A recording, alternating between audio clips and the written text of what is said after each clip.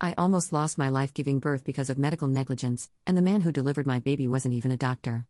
I didn't know what content warning to use, so please be advised that my post goes into detail about medical emergency and references blood and pain. No surgeries. So I gave birth on August 14th of this year to my second child. He is healthy and doing well and is over a month old now. I'm doing better physically, but it's all be replaying over and over in my mind and I can't stop it.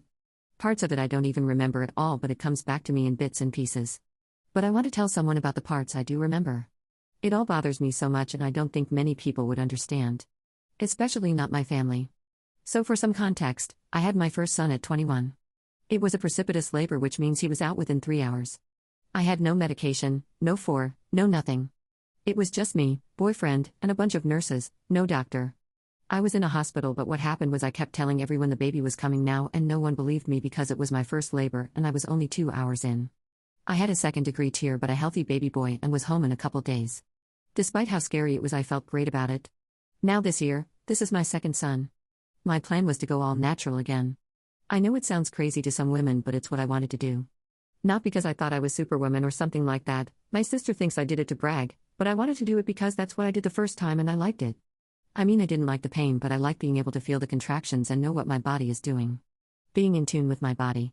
Now this time was different. On the 13th I had my weekly appointment with my OB. There was some fluid that could be discharged. OB did an amnesia test which checks for amniotic fluid.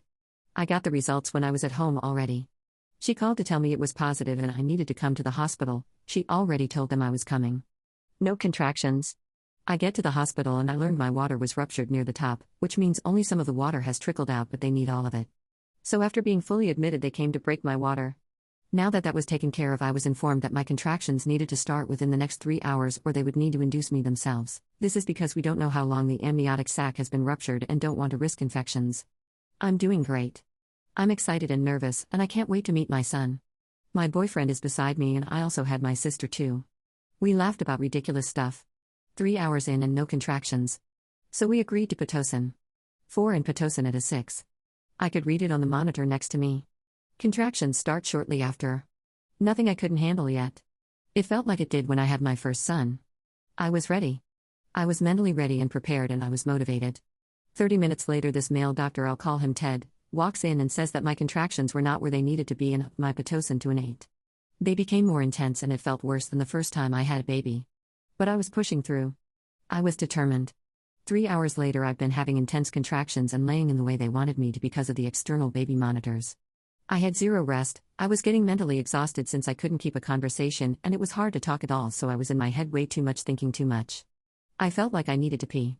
So I went to the bathroom and before I sat down, it felt like I peed myself. I looked down and no. It was blood, lots of blood. I was ushered back to the bed and told everything was fine and that it was normal. But my sister said it never happened to her and she had 2 kids, and it didn't happen to me with my first either.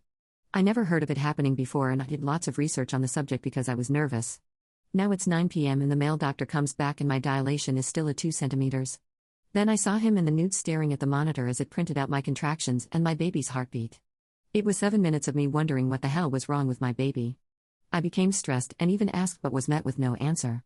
Then I was told everything was fine and my Pitocin was up to 12. After this happened, I couldn't take it anymore. I was exhausted already and I couldn't rest even for a second because the contractions lasted over a minute and hardly any time between them.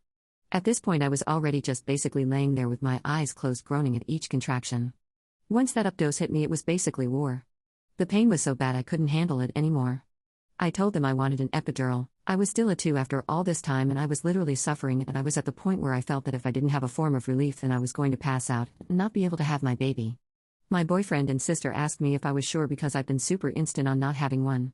I was asked 3 times and all 3 times I said I wanted it.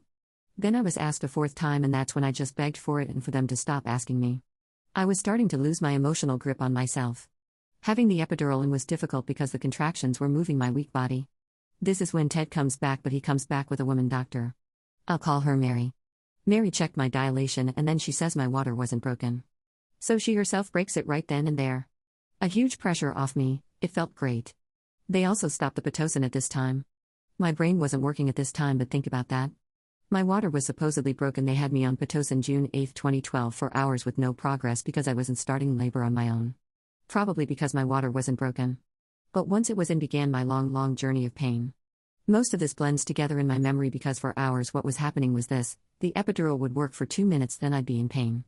So I was turned on to my right side and it'd be fine for 10 minutes before I could feel it again, and then it'd be flipped to the other side. I was being flipped side to side all night long. I was in and out of consciousness this whole time. Then finally at 5 a.m. I woke up again, exhausted, but I didn't feel the same. I could see my sister and boyfriend were asleep. I don't know it was 5 a.m. at the time but was told later. The nurse walked in as I was waking up and she checked my dilation. It was a 10, so she gently woke up my sister and boyfriend and flipped the lights on. Some other nurses enter and so does Ted. That's when they turned on the sun.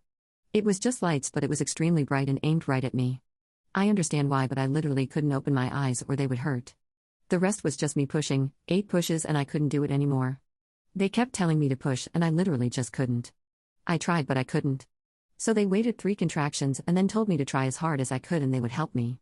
So I did. I almost passed out from it and they pulled the baby out for me during it. Then my baby was on my chest and I was crying and hugging him and comforting him as he cried.